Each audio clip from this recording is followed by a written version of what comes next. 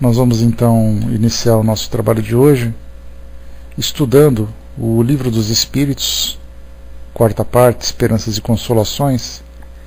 Nós estamos no capítulo 2, Penas e Gozos Futuros, no item número 7, Duração das Penas Futuras. Como nós vimos no nosso encontro anterior, falar de vida futura fala sobre concepções dogmáticas bastante difíceis de serem trabalhadas, bastante complexas, exatamente porque as religiões tradicionais durante séculos transmitem sempre o mesmo pensamento.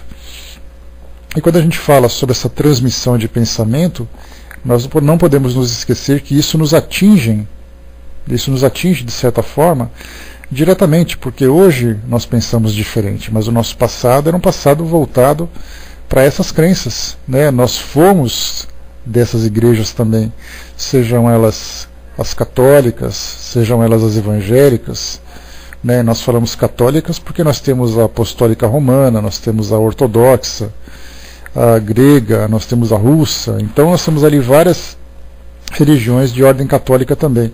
E elas sempre traziam essa ideia de que no futuro, se você for um bom espírito, você vai para o paraíso, se você for um mau espírito, você vai então para o inferno. E essas penas futuras tratam exatamente disso, esse fogo eterno, essa punição eterna, sem nenhum tipo de possibilidade do espírito se redimir diante dos próprios erros. E aí nesse capítulo Kardec conversa com os espíritos instrutores a respeito dessas crenças, de que modo que nós podemos lidar com essas questões, mas de um modo mais racional, de que modo que nós podemos transformar esse pensamento nessa realidade dos espíritos, porque como nós comentamos, a vida futura no mundo espiritual ela é definitiva, seja ela no paraíso, seja ela no inferno, definitiva, sem possibilidade de transformação, porque para essa visão dogmática das religiões nós temos uma única experiência terrena.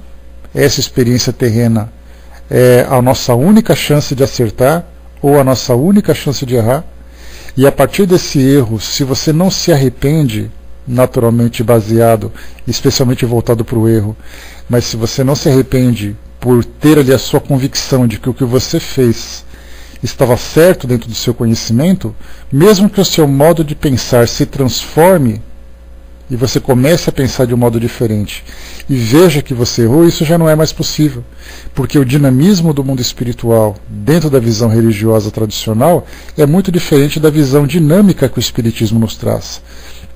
Não porque o Espiritismo trouxe uma palavra, trouxe uma mensagem apenas para poder contrariar aquilo que foi dito anteriormente, mas porque nós tivemos novas informações vindas do mundo espiritual, aceitas ou não pelas religiões, acreditando ou não na possibilidade de comunicação, vendo a mediunidade de um modo positivo ou não, isso não importa. O que importa é que os espíritos vieram dizer: no passado eu cometi um erro e hoje eu penso de um modo diferente e consegui me transformar.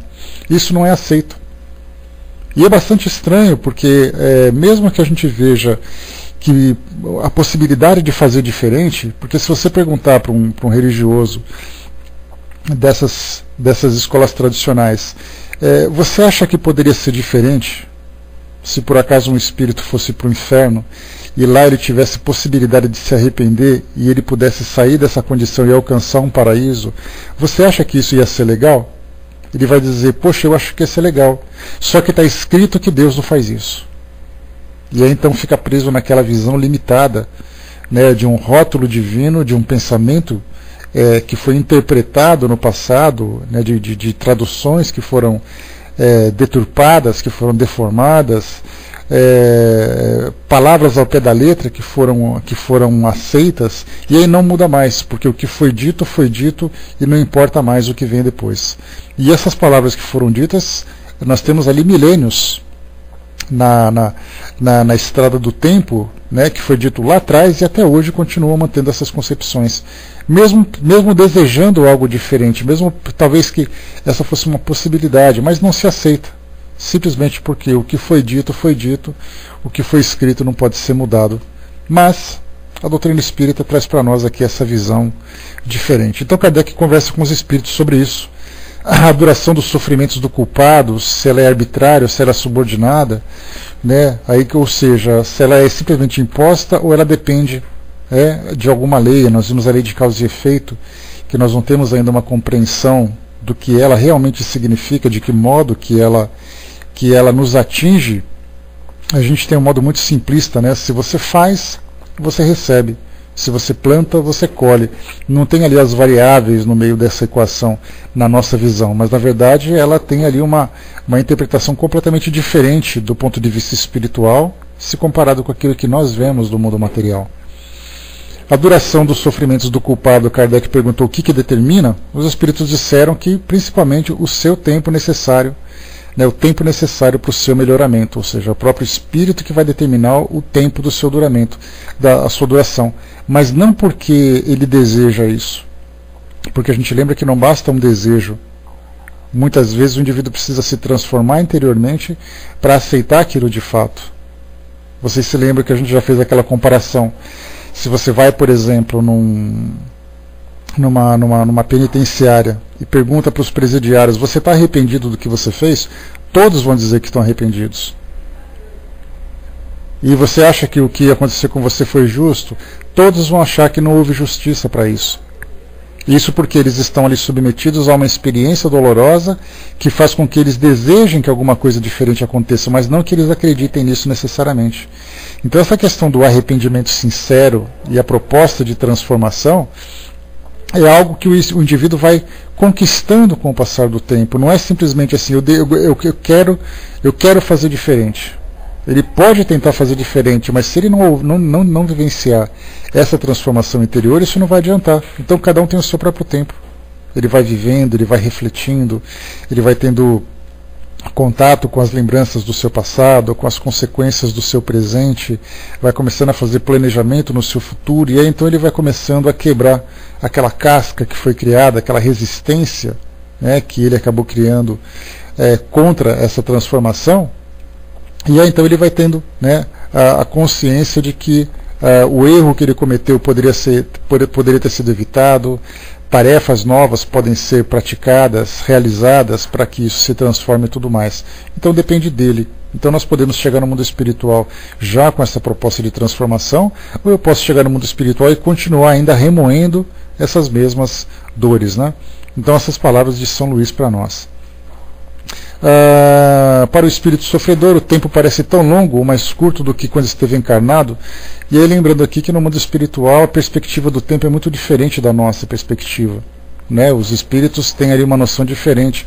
O nosso relógio biológico ele depende de referências que no mundo espiritual não tem. Nós temos o dia e a noite, nós temos ali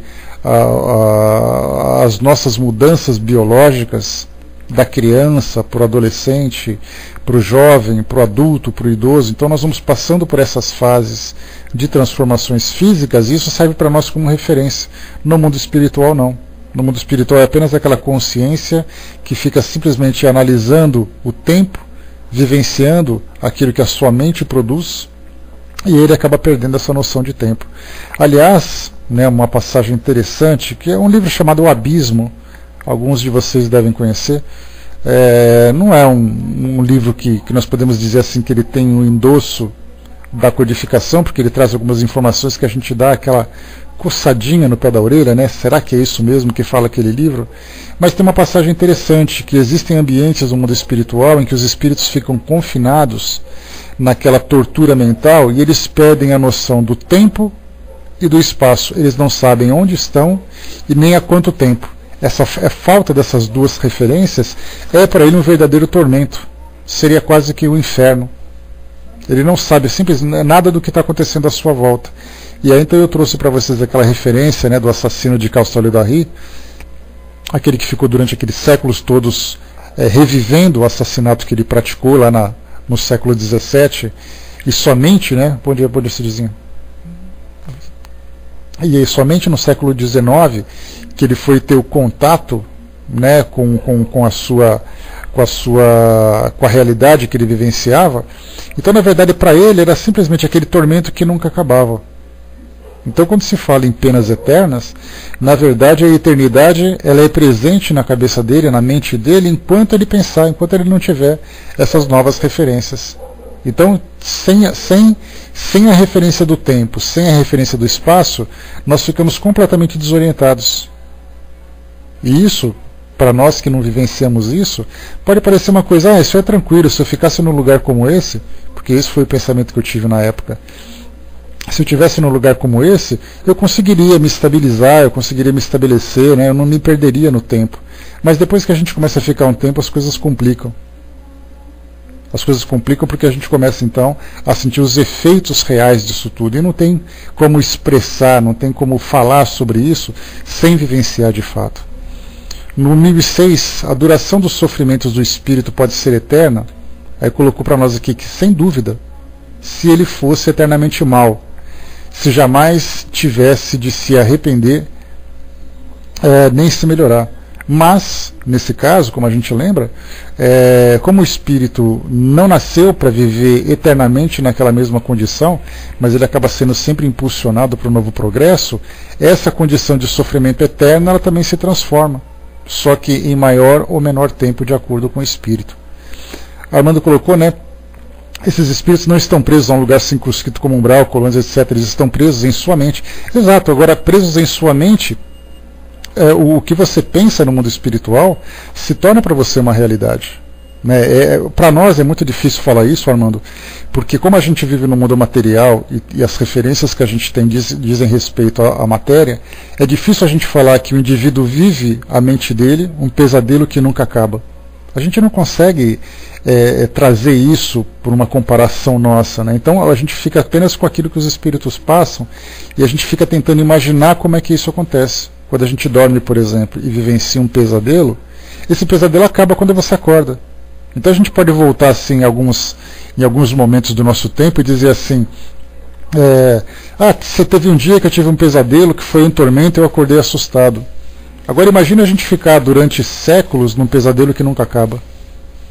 Então é difícil a gente raciocinar em cima dessa ideia, e essa é uma grande dificuldade que os espíritos encontram quando eles se comunicam trazendo para nós suas experiências do mundo espiritual. Porque eles não encontram palavras, não encontram formas de traduzir essa experiência que eles vivenciaram. É mais ou menos como se nós fôssemos para um país exótico, que ninguém nunca viu, que ninguém não tem nenhuma referência, e de repente ele começa a contar aquilo que ele se alimentou, o cheiro que ele sentiu, ele conseguiu, por exemplo, as pessoas com quem ele teve contato, aquilo que ele sentiu. É difícil ele falar se nós não tivermos conhecimento sobre isso. Né? Por isso é muito difícil eles trazerem para nós. E o próprio Kardec, muitas vezes, né, nesses contatos que ele teve conosco, nessas comunicações, desse espírito, por exemplo, que ele disse que ele ficou ali 2 séculos e meio vivendo aquele assassinato que ele cometeu. A gente pode ver que ele foi muito sutil, ele foi bastante objetivo e muito superficial nessa sua abordagem, porque não dava para poder aprofundar mais. Nós não temos condições ainda de entender, de interpretar aquilo que eles estão passando para nós. Né? Deixa eu ver aqui para nós. Então ainda tem bastante coisa para a gente poder interpretar, ainda tem bastante estudo para a gente fazer em torno desses assuntos, para ter uma compreensão um pouco maior. Né? Deixa eu ver aqui, o Luco colocou para nós, né? Bom dia. E quem é você no mundo espiritual se você se entende por ser individual enquanto encarnado? E quando desencarnado, encarnado novamente, é como se fosse um novo indivíduo, diferente de outrora, sem memória de ser o que fora antes. Na verdade, Luke, o que a gente coloca assim, a referência, a comparação que nós fazemos daquilo que você é hoje com aquilo que você é no passado, na verdade o que nós trazemos são as tendências, são os valores, são as formas que nós interpretamos o mundo. A personalidade propriamente dita, essa personalidade vai ficando para trás. Seria mais ou menos como se você fosse, eu gosto de colocar dessa forma, imagina que você é um ator.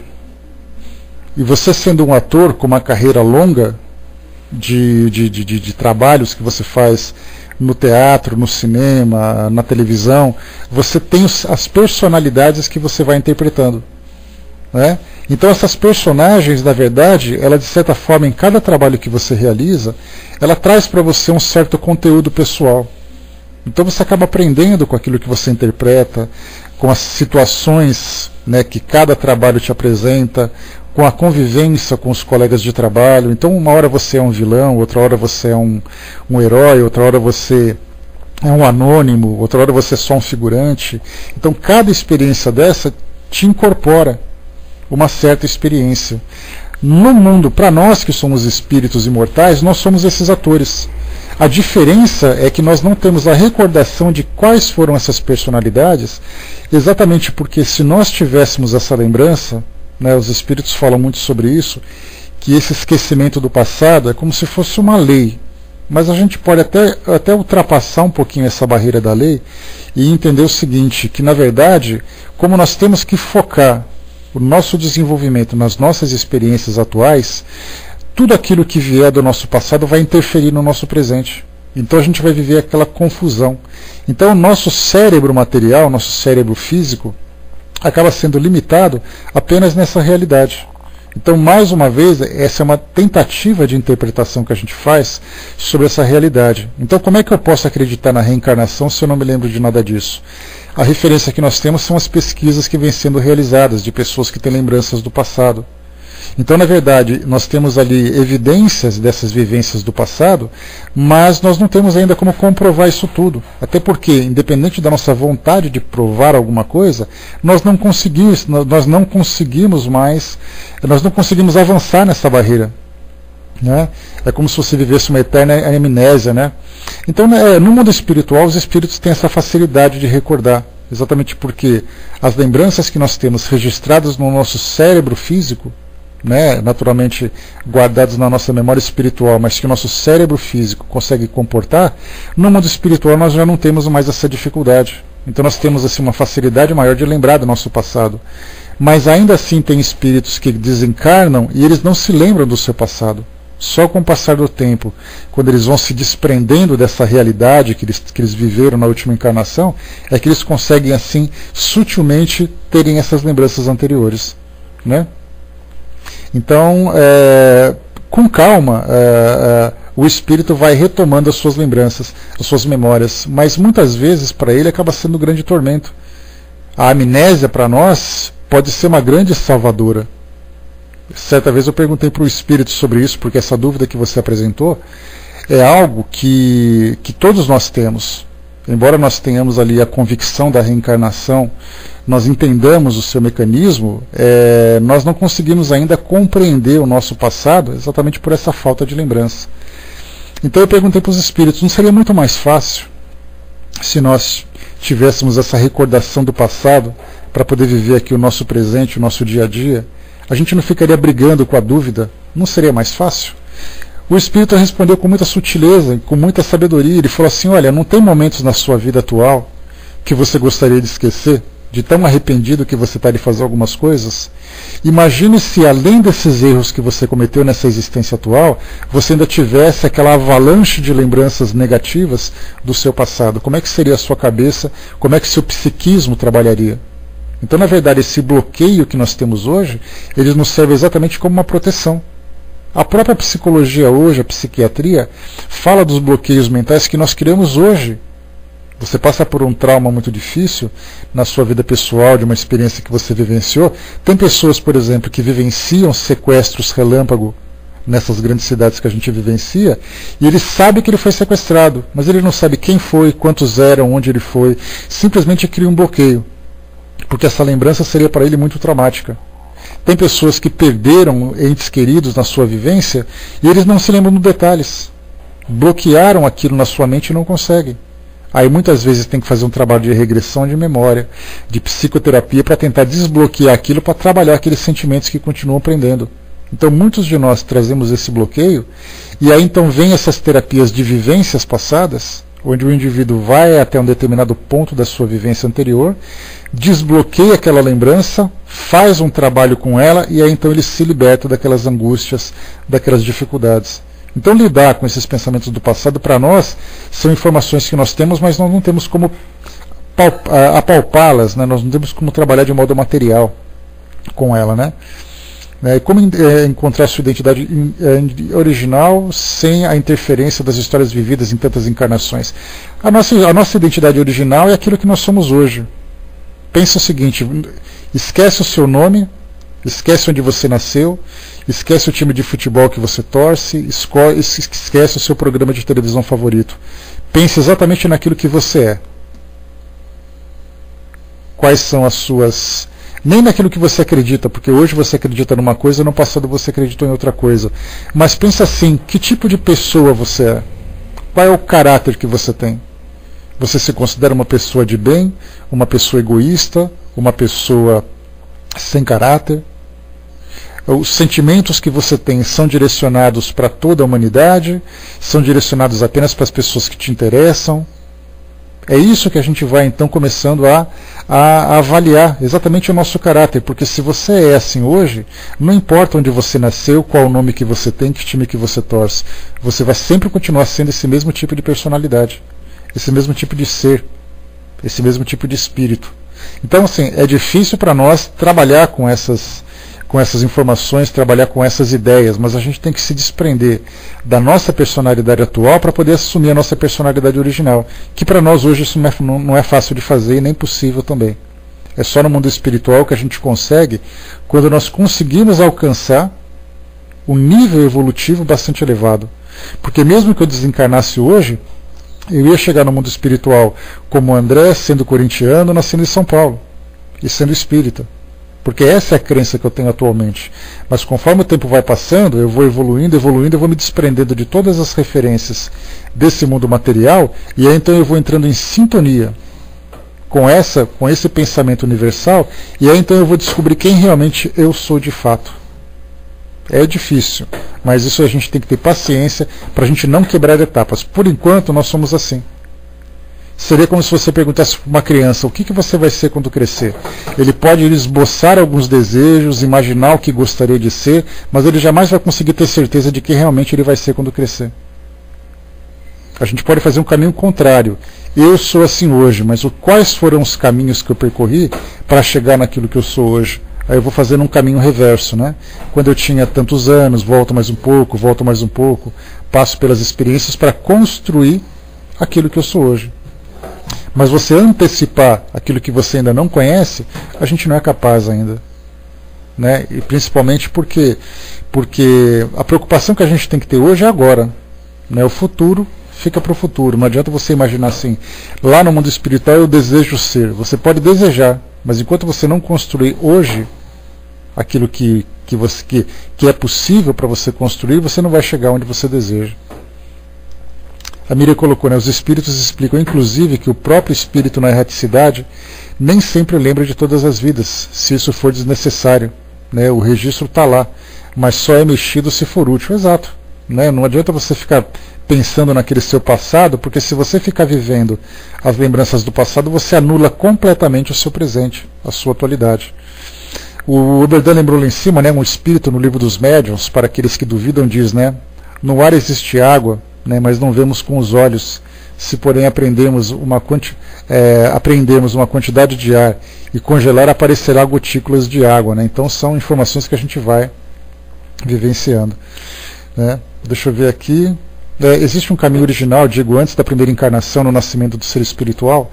Existe esse caminho, mas os espíritos não sabem responder. Eles são bastante sinceros nesse sentido. Tem muita coisa no mundo espiritual que faz parte dos mistérios, né, desse mecanismo evolutivo, que mesmo que eles queiram, se eu chegasse no mundo espiritual, por exemplo, e você perguntasse como tudo começou, eu sou o que eu sou, o conhecimento que eu tenho é o conhecimento que eu tenho. Eu não vou conseguir falar para você aquilo que eu não tive contato. E os próprios espíritos, mesmo num grau mais elevado de conhecimento, eles também assumiram, com toda a humildade, com toda a simplicidade, dizendo: nós não sabemos de saber exatamente como tudo começou. São perguntas que você vai guardando no seu caderninho, porque eu também tenho vários cadernos com perguntas, né, para chegar o momento certo de desvendar esses mistérios. Mas enquanto esses mistérios não são desvendados, eu vou lidando com aquilo que é possível. Né, Flaviana, bom dia, beijos. Né, deixa eu ver mais aqui que foi colocado. Tá, né, porque essa inconformidade que a gente tem com relação ao mundo espiritual, isso é natural, de todas as pessoas que começam a pensar no mundo espiritual dentro desse mecanismo que o Espiritismo principalmente nos traz. Conforme ele vai trazendo informações para nós, a gente vai criando tantas e tantas outras dúvidas. Porque se você fica, por exemplo, vamos supor que tudo aquilo que você aprendeu do mundo espiritual é aquilo que consta nos livros da Bíblia. Então você pega o livro de um apóstolo, o livro de um profeta e tal, o que está ali é aquilo que você sabe. Se você se conforma com aquilo que está ali, ótimo. Né? Há aqueles, né, legal te ver de novo. Há aqueles que, aquele pensamento que a gente diz assim, né? A ignorância é uma bênção. Né? E de fato é. Porque quando você não tem determinado tipo de conhecimento, você vive uma vida muito simples. Agora, quando você começa a ultrapassar a barreira da ignorância e começa a aprofundar o seu conhecimento, vai chegar uma hora em que você vai fazer questionamentos que você não vai encontrar resposta. E essa falta de resposta traz, de certa forma, uma certa angústia. Mas é uma angústia natural, quer dizer, você tem que ser um estudante paciente, um estudante que é capaz, primeiro, de digerir aquilo que é possível. Porque a quantidade de informações que a gente tem já é o suficiente para a gente ficar a vida inteira processando, pensando, refletindo, debatendo. Só que a gente quer ir além. Quer dizer, se nós não sabemos o básico, por que a gente quer avançar? Seria como se você pegasse uma criança que começa o ensino fundamental aprendendo as primeiras letras do alfabeto e ela está preocupada com trigonometria que ela vai aprender daqui a tantos anos. Tem que chegar para essa criança e falar, calma, primeiro você tem que aprender a ler, a escrever, a fazer continhas, a aprender aritmética, depois você vai aprender um pouco mais sobre álgebra, depois você vai aprendendo outras equações, depois você vai chegar em trigonometria. Então calma que tudo vai chegar para você. Então a gente não pode antecipar os fatos, então o básico chegou para todos nós. O resto vem com a consequência natural do estudo. Não adianta a gente querer antecipar. Né? Mas vamos lá, né? A Miriam colocou, o Berdan colocou também, né, que tem certas coisas que não são permitidas por Deus ao homem conhecer, sem o devido desenvolvimento intelectual e moral saber. Exatamente, né, Berdan? Porque se você começa a ter contato com informações que a sua mente não é capaz de processar, você acaba perdendo tudo aquilo que você estudou anteriormente. Você simplesmente desperdiça, né, e acaba fazendo aquela confusão com as informações que eram para ser básicas. Então muitas vezes é muito mais fácil você estudar aquele beabá, ficar restrito naquelas informações simples, mesmo que seja naquelas fantasias que são trazidas pelas interpretações convencionais que nós temos hoje, do que avançar num estudo filosófico mais profundo. Porque se o intelecto não é capaz de compreender, ele simplesmente vai confundir. Jesus disse na sua época, tenho muito a vos dizer, mas ainda não podereis saber.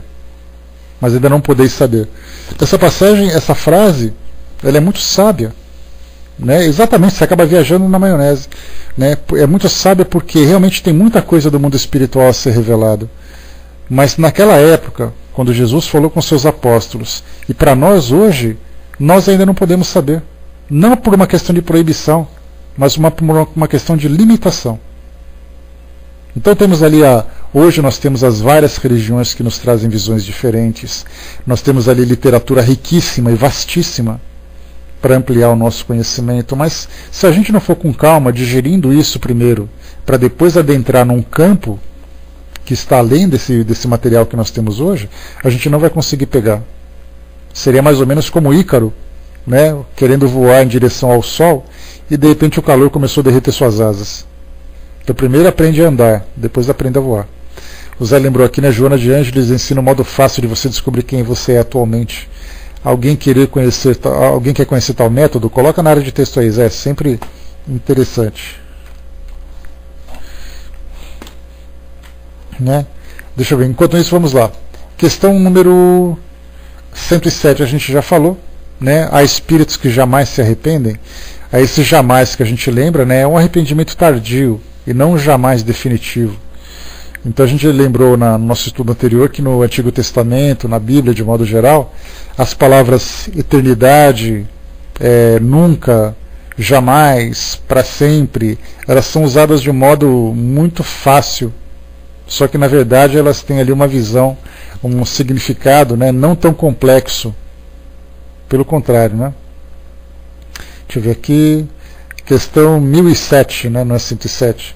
Então 1007. E aí 1008, agora que a última reflexão que a gente vai fazer.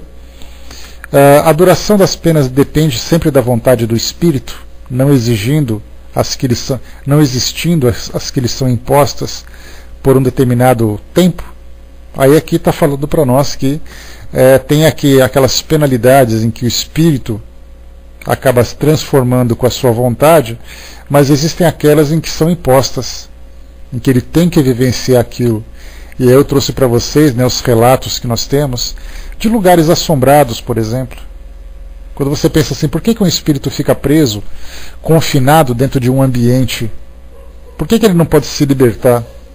Aí muita gente vai dizer, mas ele está lá porque ele gosta. Tem espírito que não gosta, não. Tem espírito que fica ali exatamente porque é uma imposição para que ele compreenda exatamente a experiência que ele vivenciou naquele local. Então nós temos ali as imposições que duram um determinado tempo até que ele possa fazer isso. O assassino de Castellet-Dary que nós lemos lá no Céu e Inferno é exatamente um espírito que foi condenado a ficar naquela condição. E somente depois ele começou a se transformar e aí então ele pôde se libertar. Então cada vez que ele tentava sair de lá, ele via simplesmente um escuro à sua volta. E cada vez que ele estava lá dentro, as mesmas lembranças estavam ali remoendo a sua consciência. Então certamente ali era um inferno que ele estava vivenciando dentro dele mesmo, né? O Zé colocou, né? Joana diz, né? Aquilo que você cultiva no campo íntimo, ou que propele, né, com insistência realizações, constitui a sua essência e legitimidade, né? Então é exatamente aí. Né? Quer dizer, aquilo que simplesmente fica batendo, martelando na sua consciência é a sua personalidade. É aquilo que você é. Jandira colocou, né? Mas esses espíritos não podem ser resgatados? Eles podem no seu devido tempo, Jandira. O relato de André Luiz, por exemplo, lá no livro Nosso Lar, ele lembra que ele ficou durante muito tempo preso naquela sua resistência, porque ele era um espírito orgulhoso. A gente lembra que na nossa sociedade, né, hoje nem tanto, né, mas no passado, o médico era considerado um deus. E ele era um médico fanfarrão, como diz lá o Capitão Nascimento, né?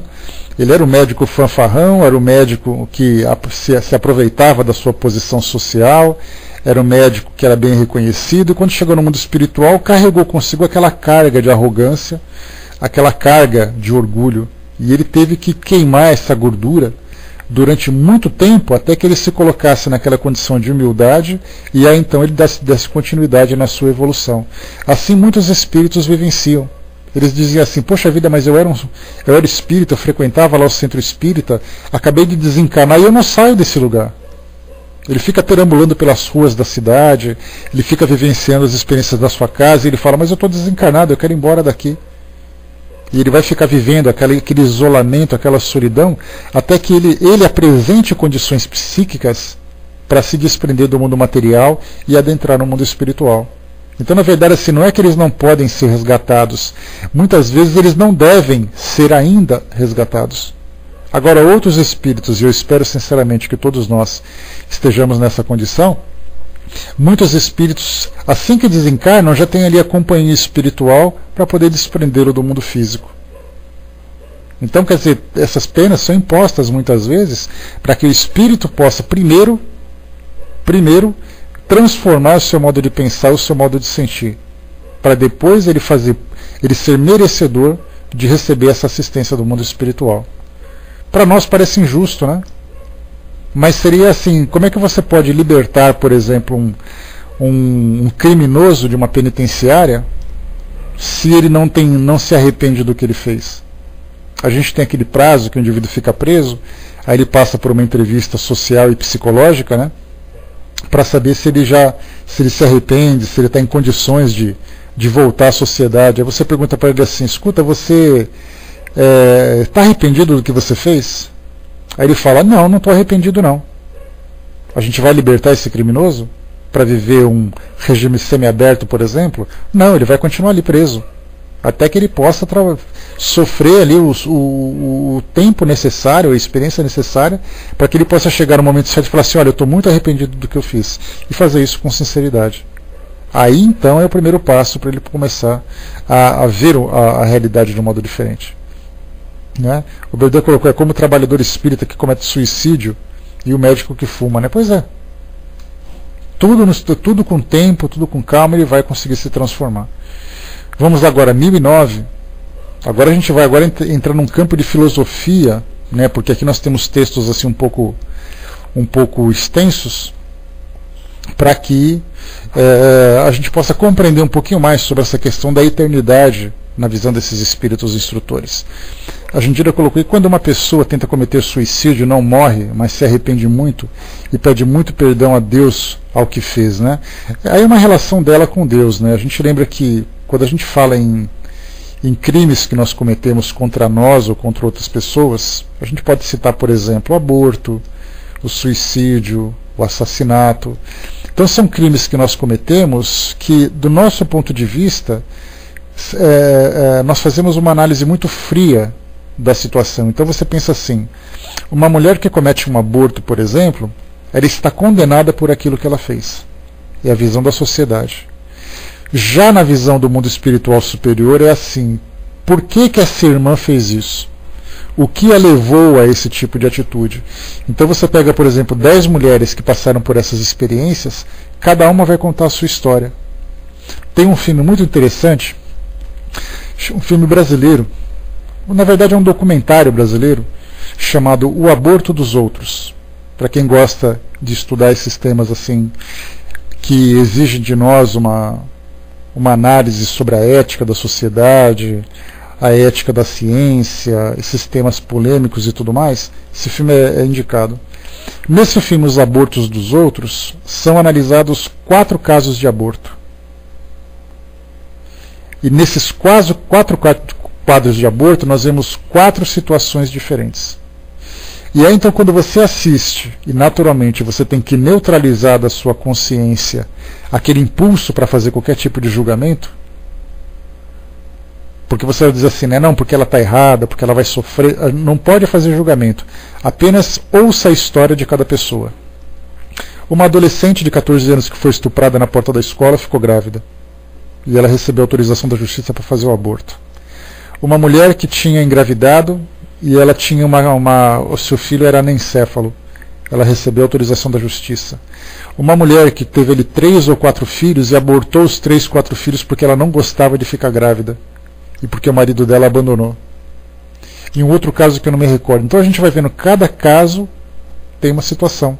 No caso do suicídio, por exemplo, depende do estado psíquico da pessoa. Tem um outro filme, um outro documentário chamado A Ponte. Esse A Ponte é um filme que foi produzido lá nos Estados Unidos, lá na ponte Golden Gate, em São Francisco, na Califórnia. E ali essa ponte é conhecida pela quantidade de pessoas que se jogam lá de cima. E aí então o que um diretor fez? Ele falou assim, eu vou filmar esses casos. Aí ele plantou uma câmera num ponto estratégico, um pouco distante da ponte, apontado para lá e deixou durante 30 dias. E a câmera foi filmando. A paisagem mudando, o dia, a noite, os barcos passando. E de vez em quando, puf, uma espuminha saía da água. Era uma pessoa que tinha se jogado. Então ele foi registrando esses fatos e depois foi investigar a vida de cada pessoa. Quem é essa pessoa? Ele foi junto à polícia, foi ao hospital, foi junto às famílias perguntar o que tinha acontecido. Ele percebeu que cada caso de suicídio apresentava uma situação diferente. Ou a pessoa estava muito deprimida, ou ela estava desesperada, ou ela estava desgostosa. Então, nós não podemos simplesmente julgar um caso, de dizer assim, ele tentou suicídio, mas não é assim que se julga. Se ele se arrependeu daquilo que ele fez, ótimo, ele vai ter a oportunidade de recomeçar aquilo que ele fez. As causas serão analisadas, as consequências serão analisadas. É dito, né, por Erasto, o espírito instrutor também que ajudou Kardec na elaboração do Livro dos Médiuns, que diz assim que, beleza, filhinha, que diz assim que Deus nos julga pelas nossas intenções. Então, na verdade, a motivação que cada pessoa tem, a consequência daquilo que ele fez, a lei de causa e efeito, essa vai ser trabalhada de um modo que nós ainda não compreendemos. Então não dá para a gente dizer o que acontece com ela. Pode acontecer muito, pode acontecer pouco. Mas certamente cada ação que nós temos gera de certa forma uma reação. Essa reação nós não sabemos. No caso dos assassinatos, por exemplo, ele é um assassino, mas pera lá, mas por que ele é um assassino? Porque alguém invadiu a casa dele e ameaçou a sua família. Ele teve que matar aquela pessoa, ele é um assassino. O outro é um assassino porque ele estava andando na rua e resolveu assaltar uma pessoa. O outro foi para uma guerra e ele tinha que matar ou matavam ele tinha que fazer alguma coisa. A gente vê assim que cada situação tem ali o seu atenuante e o seu agravante. Mas isso não somos nós que somos capazes de... Não que nós não queiramos, porque querer até a gente quer, mas é que nós não temos competência para fazer qualquer tipo de análise a respeito dessa situação. O Berdão lembrou aqui, né, às vezes ficam só conjecturas, ninguém sabe o certo por que a pessoa cometeu tal crime, não sabe.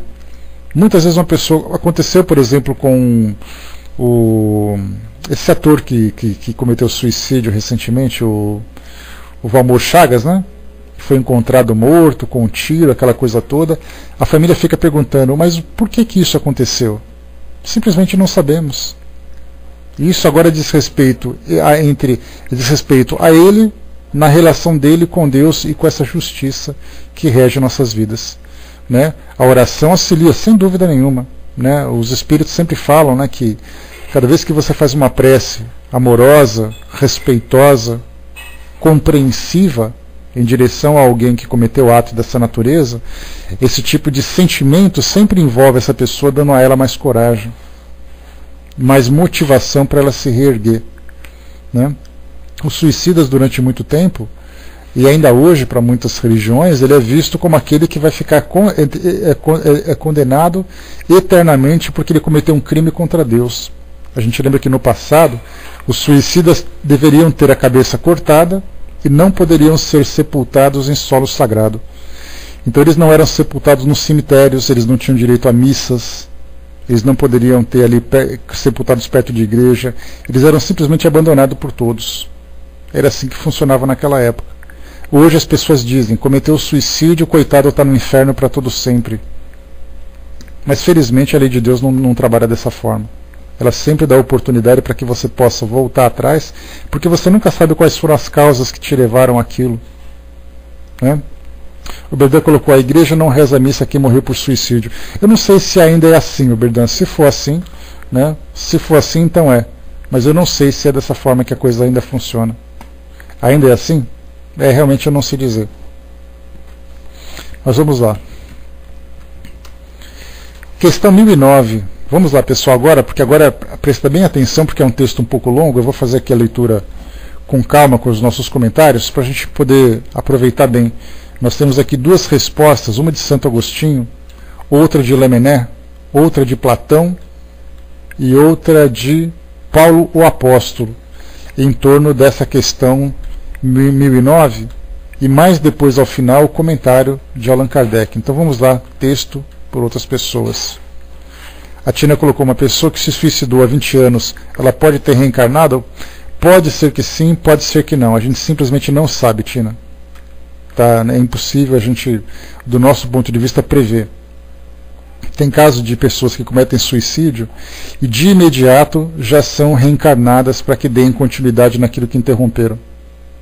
É muito comum, por exemplo, pessoas dizerem assim, que pessoas muito jovens, poucas pessoas muito jovens, é importante a gente tomar esse cuidado, pessoas muito jovens que nascem e depois desencarnam, na verdade elas estão completando uma existência que foi interrompida por algum motivo. Alguns desses motivos podem ser, por exemplo, suicídio. Então ele reencarna com uma doença, com uma dificuldade, com uma limitação, vive alguns poucos anos e depois desencarna de novo. Isso aí foi nada mais que um complemento. Dizem alguns casos, né? Dizem os espíritos sobre alguns casos.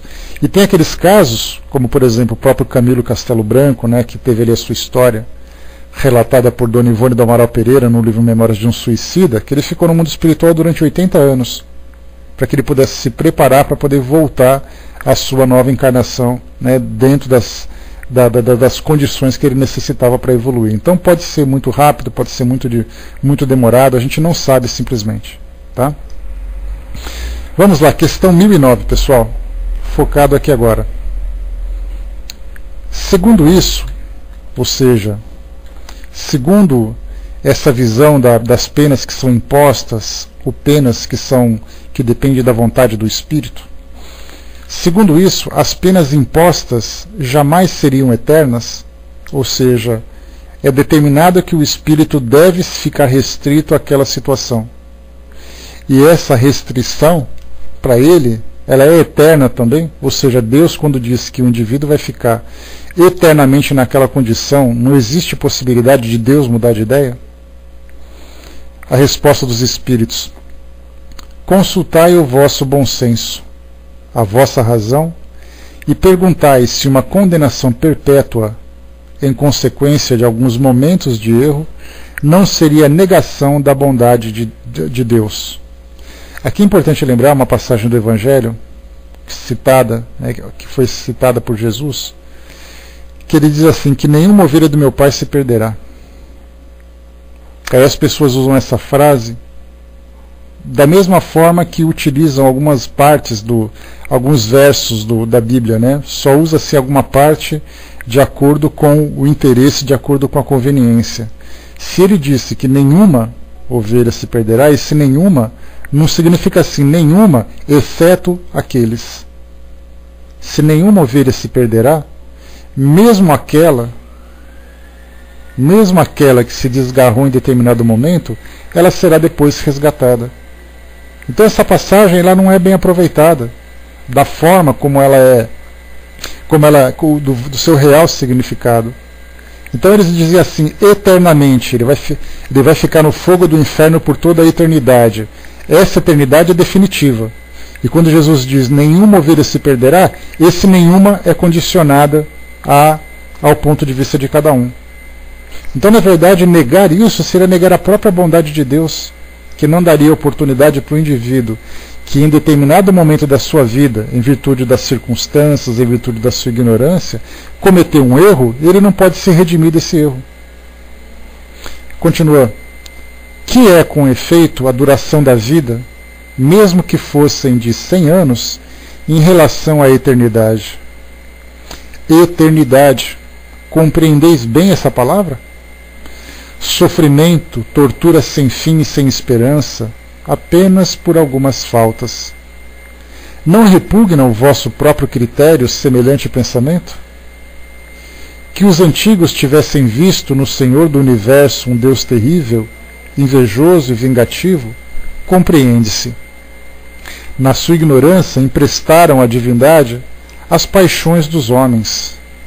Mas não é esse o Deus dos cristãos, que coloca o amor, a caridade, a misericórdia, o esquecimento das ofensas no plano das primeiras virtudes. Poderia ele mesmo não ter as qualidades que exige como um dever? Essa questão da misericordiosa é interessante, né? Porque quando você fala misericórdia, quando você fala de amor, como é que você pode falar de esquecimento eterno de alguém que está sofrendo? Esse Deus seria um pouco tendencioso, né? Um pouco personalista para escolher apenas aquilo que satisfaz. Eu só vou escolher aqueles que foram bons para mim. Aqueles que não foram bons eu não quero saber deles. Isso é uma característica puramente humana, porque nós fazemos esse tipo de seleção. Agora Deus, o amor eterno por todas as suas criaturas, não importa a cor, não importa a crença, não importa a raça, não importa a condição social, não importa sequer se acredita nele ou não. Quer dizer que se eu for ateu, eu vou ser esquecido por Deus? Você é uma criatura que está no seu momento, por que seria esquecido? Você é um filho como outro qualquer, acredite ou não. Mas e se eu cometer um crime? Você cometeu um crime e eu já tenho uma lei preparada para fazer você ficar educado de novo, para você compreender aquilo que você fez. Então o universo, na verdade, está repleto de recursos e de sentimentos dos mais elevados para que possam nos impulsionar para esse nosso progresso. Por isso pensar nessa condenação eterna seria pensar, na verdade, num ser humano com essas imperfeições que nós temos hoje, que se encontra ali sentado no trono de Deus fazendo julgamentos. E continua.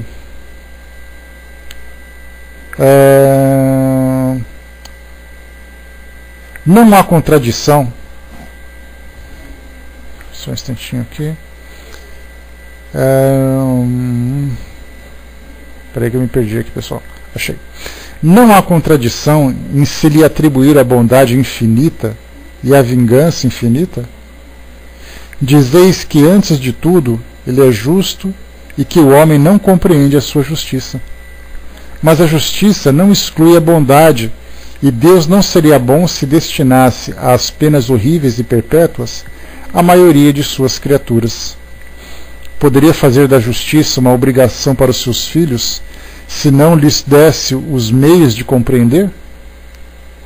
Aliás, não é sublime a justiça unida à bondade, que faz a duração das penas depender dos esforços do culpado para se melhorar? Nisto se encontra a verdade do preceito, a cada um segundo as suas obras. Aqui então essa resposta é de Santo Agostinho. Nessa primeira questão, então, nessa primeira resposta que nós lemos, mostra essa reflexão que nos fala sobre a eternidade, sobre o sentimento e o amor de Deus para suas criaturas, esse sentimento de vingança infinita. Quando nós lemos ali o nosso Antigo Testamento, nós vemos um Deus extremamente severo, vingativo, personalista, tendencioso, que se por acaso você não acreditar nele, ele é capaz de te destruir com uma bola de fogo. Ele é capaz de jogar o seu exército contra você. Esse é o Deus colérico. Esse é o Deus que foi relatado na Bíblia, de acordo com a interpretação daqueles homens. E quando a gente fala sobre um Deus eterno, um Deus amoroso, a inteligência máxima que existe no universo, como é que ela pode se preocupar com suas criaturas pelo fato de não acreditar nele? Quer dizer que se eu disser que não acredito em Deus, vai cair bolas de fogo do céu para me punir por isso? Eu não acredito, não é porque não quero acreditar. Eu não acredito porque a minha mente ainda não é capaz de compreender a sua grandeza. Mas vai chegar um momento em que eu vou compreender. A Miriam colocou, é difícil, principalmente para quem segue o Antigo Testamento. É aquela questão do sagrado, né, Miriam? Toda vez que você encontra alguma coisa que é sagrada, quando você tem uma fé muito fervorosa, dificilmente você vai ter coragem de contrariar aquilo que está escrito. Então eu me lembro, na época em que eu frequentava a igreja metodista, isso já faz mais de 20 anos, ali se falava muito nas canções, nos estudos, sobre os exércitos de Deus te libertará. Aí esse exército de Deus, você começa a se lembrar como as coisas eram, e aí então você vai vendo o exército, um massacrando o outro destruindo o outro e tudo mais. Vamos lá. Daí vem a expressão raios que o partam, Pior que é mesmo, Berdan. É por aí. Vamos para o próximo texto. Esse aqui é o texto de Lamennais, que foi um dos espíritos que ajudaram Kardec, lá no Evangelho segundo o Espiritismo também. Vamos lá. Empenhai-vos por todos os meios ao vosso alcance no combate, no aniquilamento da ideia da eternidade das penas, pensamento blasfemo da justiça e da bondade de Deus, a mais fecunda fonte da incredulidade, do materialismo e da indiferença que invadiram as massas desde que a inteligência começou a se desenvolver. Aqui Lamennais ele traz para nós nesse primeiro parágrafo, ou nessa primeira frase, uma das causas que muitas pessoas deixam de acreditar nas religiões. Porque todo mundo fica pensando assim, mas quer dizer então que eu vou ficar no inferno por toda a eternidade? E lá no inferno tem assim aqueles fogos, tem aquele cheiro de enxofre, e tem aquele tinhoso com o tridente que fica ali, vai com Deus, filhinho, que fica ali te cutucando, te perfurando por todo sempre? É nisso que eu vou ter que acreditar? Então eu prefiro não acreditar. Para mim, então, a realidade é essa do mundo material. E essa realidade do mundo material, é nisso que eu vou, é com isso que eu vou me preocupar. É com isso que eu vou, é nisso que eu vou direcionar os meus esforços. Não me interessa mais esse pensamento. Assim como quando você é uma pessoa boazinha, você vai para o céu e ali você fica contemplando os anjos tocando harpas, enquanto você fica contemplando a face de Deus. Quando você tem um pensamento dessa forma, você acaba desacreditando. Exatamente porque a nossa realidade nos dá condições de pensar, de raciocinar em cima daquilo que está sendo falado. E essas fantasias são incompatíveis com essa realidade. E continua. O espírito prestes a se esclarecer, ou ainda em vias de o fazer, bem logo compreendeu a monstruosa injustiça. Sua razão a repele e não raramente deixa de confundir numa mesma condenação a pena que o revolta e o Deus a que é atribuída. Disso decorrem os males sem contas que recaíram sobre vós e para os quais viemos trazer remédio. Lembremos que esse texto aqui ele foi escrito no século XIX, e Lamennais falava dos males que caíram sobre vós, né, daqueles males todos, né, das imposições, da Inquisição, da influência das igrejas sobre a vida das pessoas, em torno dessa ideia. Quantas pessoas foram queimadas na fogueira, por exemplo, porque a chama de uma fogueira purificaria sua alma para você entrar no paraíso? Quantas vezes foi exigido que o indivíduo comprasse uma locação no céu para que ele pudesse ter uma vida saudável, uma vida feliz, uma vida de plenitude? O homem interpretou dessa forma. Continua. A tarefa que vos assinalamos será tanto mais fácil quanto as autoridades em que se apoiam os defensores dessa crença evitaram de se pronunciar de modo formal. Nem os concílios, nem os pais da Igreja decidiram de maneira absoluta essa grave questão. Isso é interessante pensar, né, porque quando se fala que os pais da Igreja não conseguiram chegar a uma conclusão, isso foi falado no século XIX. No século XXI a gente tem um pensamento diferente. João Paulo II dizia que o inferno era um estado de espírito que o indivíduo vivenciava. Já o Papa Bento XVI dizia que o inferno era um local no centro da Terra onde as almas eram levadas e ficavam consumidas ali por toda a eternidade. Então nós temos dois papas, um sucedendo o outro, que discordaram desse conceito do inferno. Então a gente vê aqui que quando se fala que nem os concílios, nem os pais da Igreja decidiram de maneira absoluta essa grave questão, nós podemos dizer assim, mas quem falou isso exatamente? Está aqui, ó, batendo na nossa porta no século XXI. Os pais da Igreja, porque eles são considerados pais naturalmente, porque o Papa ele é um representante de Deus na Terra, dentro da visão da Igreja Católica, ele é infalível, ele é incapaz de cometer nenhum tipo de pecado porque ele é perfeito, e ainda assim tem a sua visão limitada, né, pela falta de conhecimento absoluto do que existe no mundo espiritual. O Berdão lembrou que do Joana d'Arc, que foi queimada e mandada para o inferno pela Igreja, mais tarde outro Papa a resgatou e virou santa. A gente vê claramente essas incoerências, mas a gente não pensa assim, que isso foi um erro da instituição. Isso, na verdade, foi uma interpretação equivocada dos homens que compõem essa instituição. Porque quando você fala em igreja, não pense em igreja como papéis, como paredes, como símbolos. Pense em igreja como homens que compõem aquilo. E esses homens são equivocados. Assim como a gente fala que tem centros espíritas que interpretam o mundo espiritual de um modo diferente, de acordo com a tendência de cada centro espírita, não é o centro espírita que pensa diferente, são as pessoas que estão ali que pensam diferente. Então ainda debatem sobre esses temas, cada um trazendo o seu próprio conceito. E mesmo depois que vai para o mundo espiritual, ele muda de posição. Santo Agostinho tinha uma visão, ele falava muito sobre condenação eterna. Hoje ele está aqui desfalando aquilo que ele disse. Ele era um santo, ele era um homem, era um teólogo que ajudou a desenvolver a própria igreja. Vamos lá.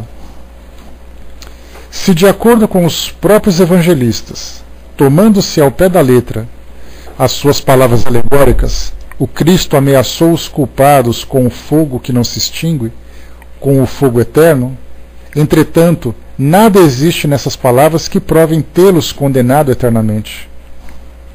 Pobres ovelhas desgarradas, sabei ver que o bom pastor se aproxima de vós, e que, longe de querer banir-vos para sempre de sua presença, vem ao vosso encontro, para vos reconduzir ao redil. Filhos pródigos, deixai o vosso exílio voluntário, voltai para a morada paterna. O Pai vos abre os braços e está sempre pronto para festejar o vosso retorno à família. Então ele mostra assim que tiremos esse pensamento, tiremos essa ideia, porque ele é equivocado.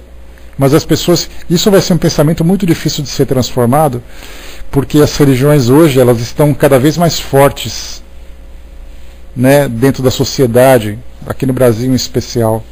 E quando essas religiões criam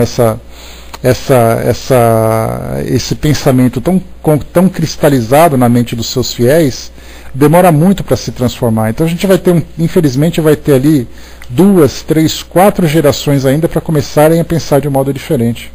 Se você vai num culto religioso hoje, você vai ouvir falar no inimigo, no inferno, no céu, nos palácios de cristal que existem lá para você viver toda a eternidade. Ainda vamos encontrar isso tudo.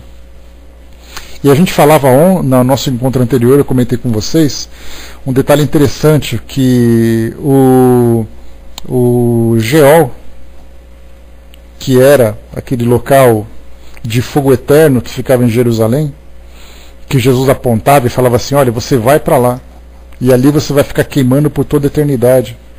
Ali, na verdade, era um grande lixão, era ali um local onde eram feitas as incinerações dos lixos daquela cidade de Jerusalém, e ali então eram queimadas, né, eram queimados todos os resíduos da cidade, e ali era a melhor referência que você poderia dizer de sofrimento para os pecadores. E aquele fogo era eterno, segundo diziam. Só que hoje, quando você vai em Jerusalém, você vai encontrar um campo bastante fértil, bastante arborizado, que era exatamente onde esse fogo ficava queimando naquela época. E quando se fala em fogo eterno, era importante lembrar que esse fogo ficava aceso permanentemente por uma necessidade, para que as pessoas pudessem, sempre que jogar alguma coisa ali, ela já pegasse fogo. Mas e num dia de chuva? Aí acabava apagando, depois eles acendiam de novo. Então, na verdade, eles utilizavam algo do mundo real para fazer uma comparação com aquilo que é do mundo espiritual. Só que, infelizmente, acabavam fazendo uma interpretação errada. Vamos lá agora para um outro texto de Platão. Olha Platão aí participando da codificação também. Guerras de palavras. Não tendes feitos verter bastante sangue? Será ainda necessário reacender as fogueiras? Discutem-se as expressões eternidade das penas, eternidade dos castigos. Não sabeis então que aquilo que hoje entendeis por eternidade os antigos não o entendiam da mesma maneira? Que o teólogo consulte as fontes e, como todos vós, descobrirá que o texto hebraico não dava à palavra o mesmo sentido que os gregos, os latinos e os modernos traduziam por penas sem fim irremissíveis. A eternidade dos castigos corresponde à eternidade do mal. Sim, enquanto existir o mal, entre os homens subsistirão os castigos. E é em sentido relativo que devem interpretar os textos sagrados. A eternidade das penas é, portanto, relativa e não absoluta. Dia virá em que todos os homens se revestirão pelo arrependimento da roupagem da inocência. E nesse dia, deixa eu ver aqui. E nesse dia não haverá mais gemidos ou ranger de dentes. Vossa razão é limitada, isso é verdade, mas tal qual é, representa um presente de Deus, e com a ajuda da razão, não haverá um só homem de boa fé que compreenda de outra maneira a eternidade dos castigos. A eternidade dos castigos. Como?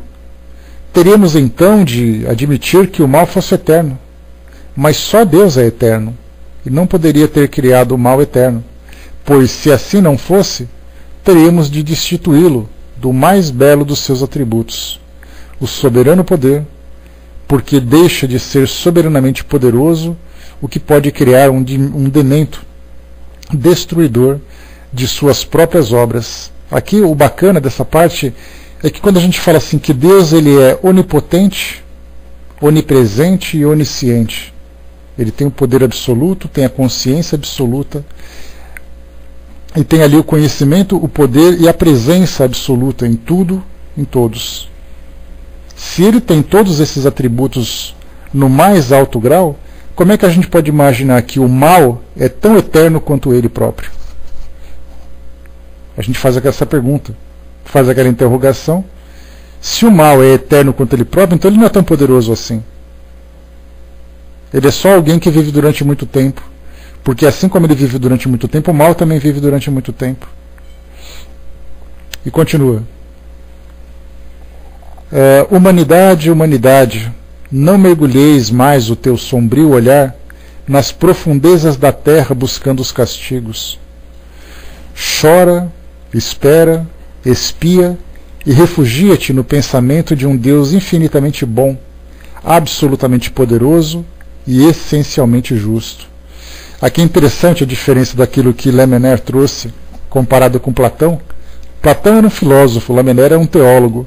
Um trouxe uma visão religiosa de Deus, o outro trouxe uma visão filosófica, né? Então a gente teve ali elementos importantíssimos para todos nós.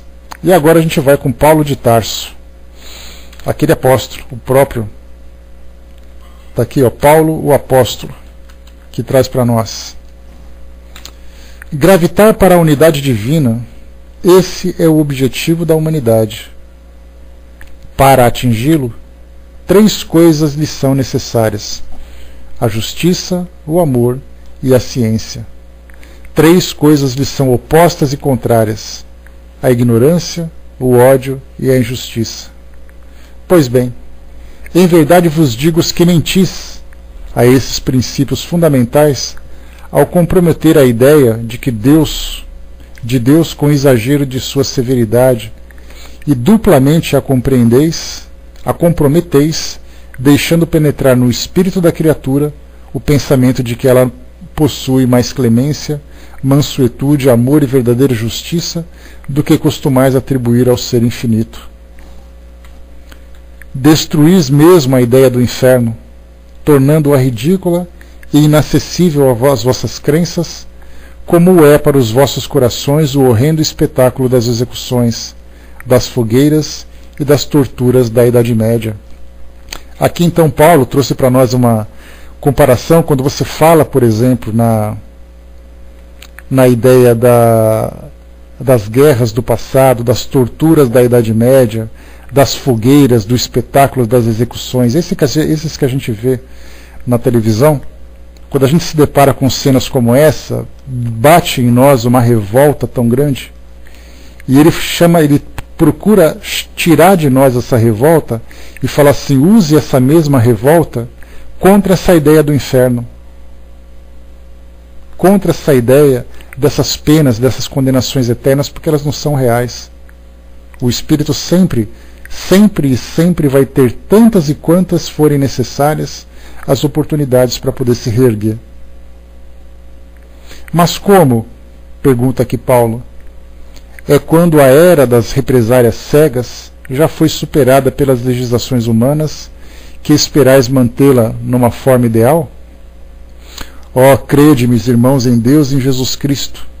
Crede-me, ou resignai-vos a deixar perecer às vossas mãos todos os vossos dogmas, para permitir a sua alteração, ou então vivificai-os, abrindo-os aos benéficos eflúvios que os bons espíritos derramam neste momento sobre eles.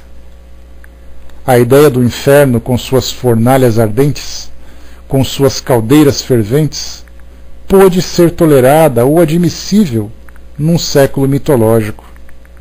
Mas no século XIX não passa de um vão fantasma que só serve para amedrontar as criancinhas e no qual essas mesmas já acreditam quando se tornam um pouco maiores.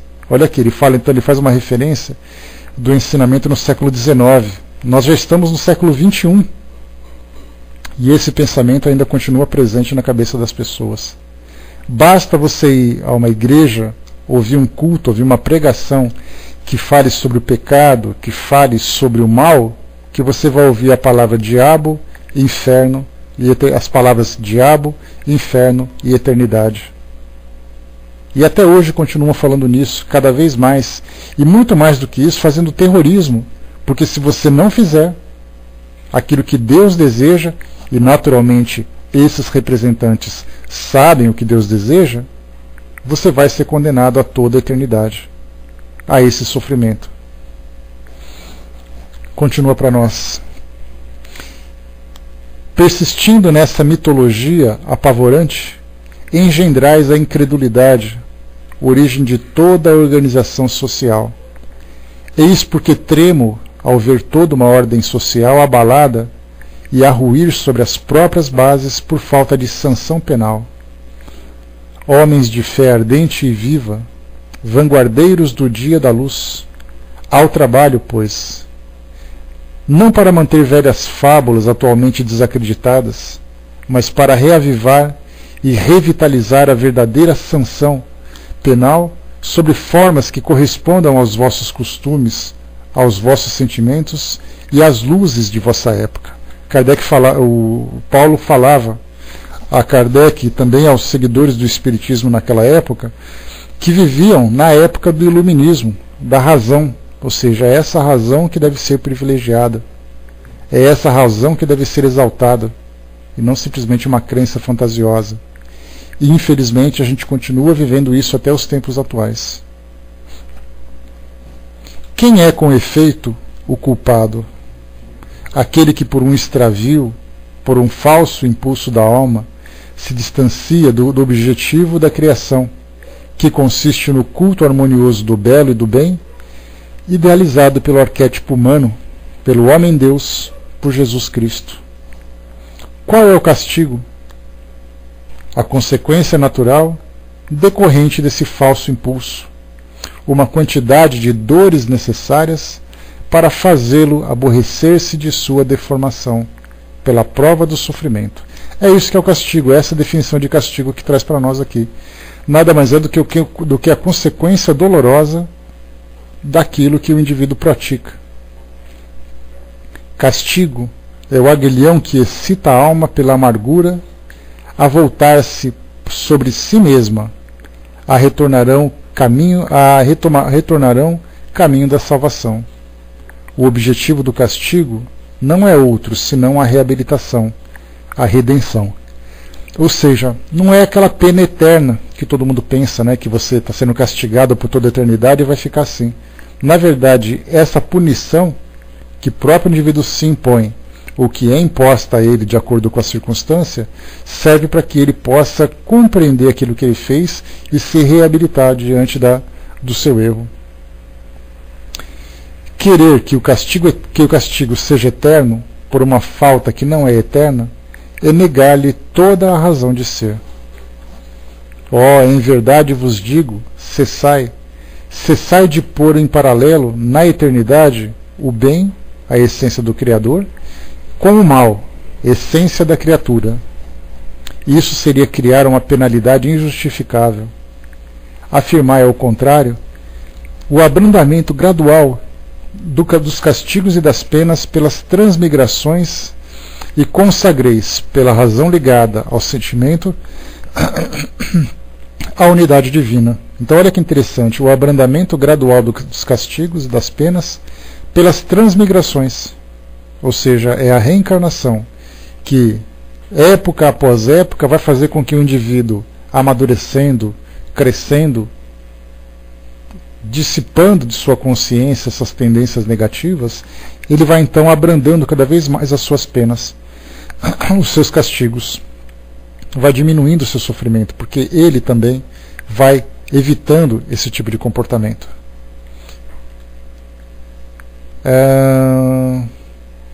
Então essa aqui é a mensagem de Paulo Apóstolo. Agora Kardec faz um comentário sobre isso para poder encerrar esse tema. A gente está estourando só um pouquinho do nosso tempo, pessoal, mas é só para a gente poder fechar, para compensar aquele período inicial que a gente deu aquela paradinha.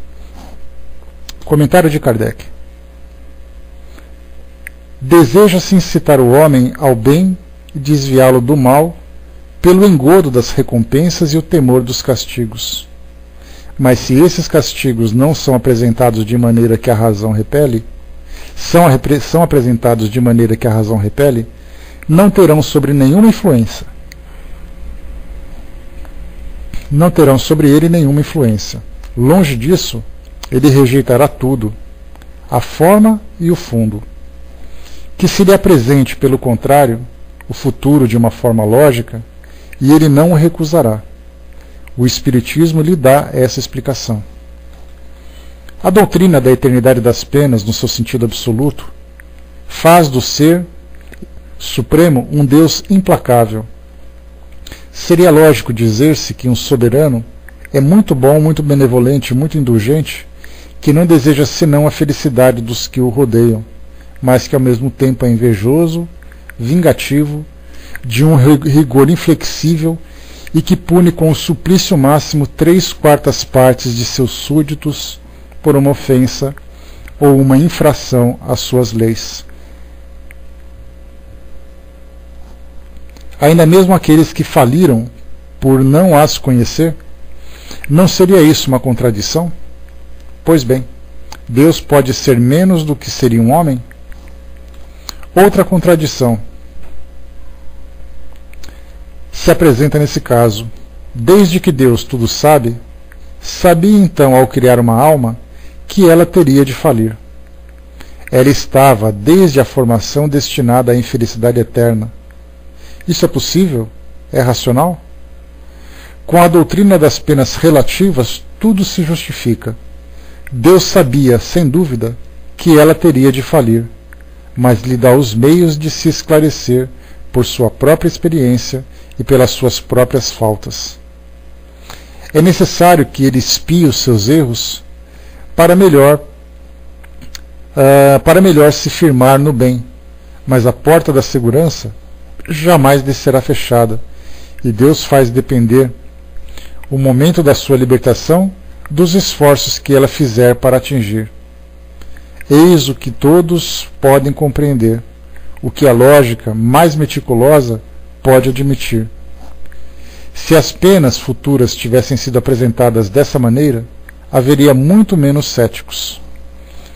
A palavra eterna é quase sempre empregada na linguagem comum, em sentido figurado, para designar uma coisa de longa duração e da qual não se prevê o eterno, embora se saiba muito bem que esse termo existe.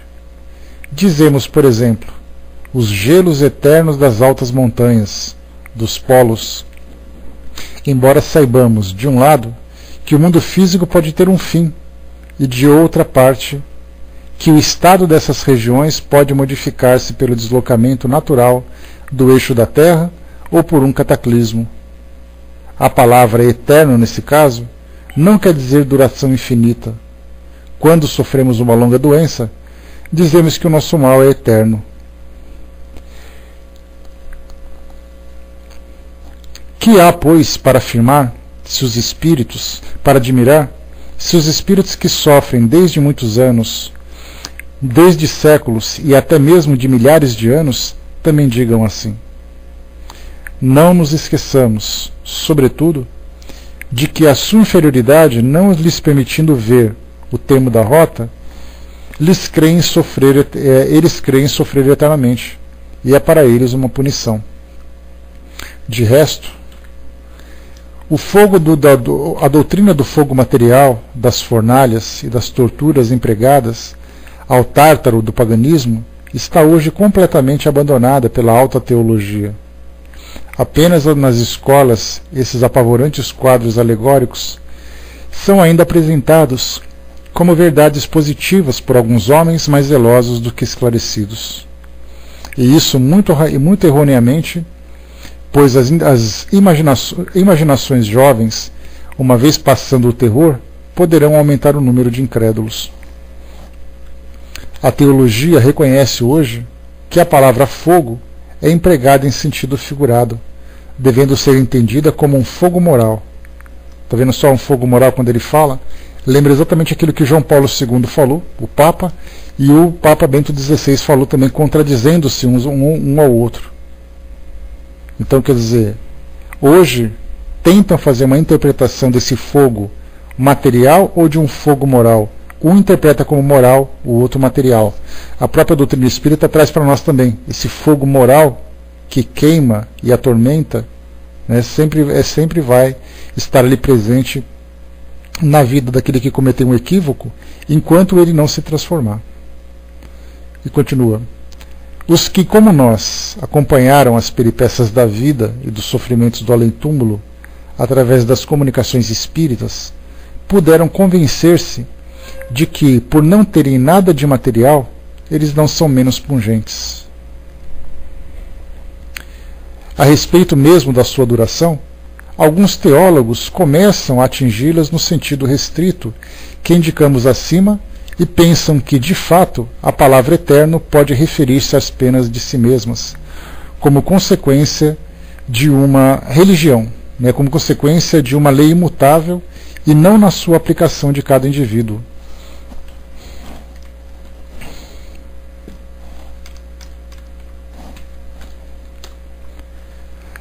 A respeito de sua duração, alguns teólogos começam a admiti-las no sentido restritivo que indicamos acima e pensam que, de fato, a palavra eterno pode referir-se apenas em si mesmas como consequências de uma lei imutável e não na sua aplicação a cada indivíduo. No dia em que a religião admitir essa interpretação, bem como outras que são igualmente a consequência do progresso das luzes, reconduzirá o seu desejo, reconduzirá ao seu seio muitas ovelhas desgarradas. Aqui então, né, concluímos esse nosso texto, que fala sobre essas reflexões em torno dessas penas eternas, e aí Kardec achou por bem, né, achou interessante, trazer para nós aqui a palavra de vários espíritos que foram certamente questionados a esse respeito, o que pensam sobre isso, de que forma que pode ser interpretado, e cada um trouxeria a sua visão. Fizeram nada mais do que reforçar ainda mais as nossas convicções, porque essa ideia do fogo, essa ideia das penas eternas ainda é algo muito presente na nossa consciência, algo muito presente na nossa vida, pelo fato da gente ter vivido sobre essa influência durante muito tempo. Quando nós falamos em encarnações, por exemplo, imaginemos que as nossas últimas, pelo menos 10 encarnações, nós passamos ouvindo essas mesmas coisas. Hoje nós começamos a ter uma interpretação diferente. Tem uma palavra interessante, uma passagem interessante de um filme, que falava exatamente sobre isso. Um padre estava dizendo, perguntaram para ele assim, você acredita no inferno? Aí o padre pensou, e em vez de ele responder, ele contou uma seguinte história. Ele disse assim, certa vez, uma criança foi se confessar comigo. E ela disse que matou o cachorro dela. E ela matou o cachorro porque ele mordeu o rosto da sua irmãzinha. E eu queria saber se o inferno existe. Aí o padre perguntou para a criança, mas você está arrependido do que você fez? Eu falei, não, mas eu tenho medo de encontrar o cachorro no inferno. Então a gente vê que essa visão do pecado, do inferno, é algo que desde cedo acaba se fazendo presente. Da mesma forma como outros conceitos, como milagres. Eu tenho um aluno, que ele é filho de um amigo meu que é pastor, e eu fui dar um exemplo para ele, não me lembro exatamente qual era o contexto, e naturalmente ele é evangelizado dentro da igreja e tudo mais, né? Então eu perguntei para ele assim, por exemplo, você acredita em milagre? Ele disse na hora, eu acredito. Mas ele me falou com uma convicção que eu até dei uma piscada assim na hora que ele falou. Porque exatamente ele acredita naquilo. Ele aprendeu que os milagres existem. Mas os milagres no sentido do espetáculo. Não nos milagres naquilo que é capaz de ir além das leis humanas. Que existem leis que nós não compreendemos. Mas então a gente vê uma criança que acredita no inferno, outra que acredita em milagre, outra que tem medo do diabo, porque é ameaçado por si na sua educação. Se você não fizer isso, você vai para o inferno lá com o demônio. E a criança cresce aprendendo isso. Por isso nós observamos que, enquanto nós não mudarmos esses conceitos, enquanto que as próprias instituições não mudarem os seus conceitos, a gente vai continuar ainda vivendo essa ignorância, essa escuridão, por falta de entendimento. Então, meus amigos, fechamos por aqui esse nosso texto. Nós vamos para... Deixa eu ver aqui qual é o próximo. O próximo tema de estudo, que é o penúltimo, fala sobre a ressurreição da carne. A ressurreição em comparação com a reencarnação. A gente também vai falar sobre isso no nosso próximo encontro, lá para quinta-feira que vem. Porque nós temos agora o feriado do Carnaval, que nós vamos estudar na segunda-feira. Depois, na terça-feira, não vai ter estudo. Na quarta, Livro dos Médiuns. E só na quinta-feira a gente vai tocar nesse tema. E depois, no item número 9 desse capítulo 2, o paraíso, inferno, purgatório e paraíso perdido, que também são outros elementos dos dogmas das religiões tradicionais, que devem ser questionados e analisados com bastante cuidado. Então a gente encerra por aqui o nosso encontro de hoje, trazendo para nós aqui essas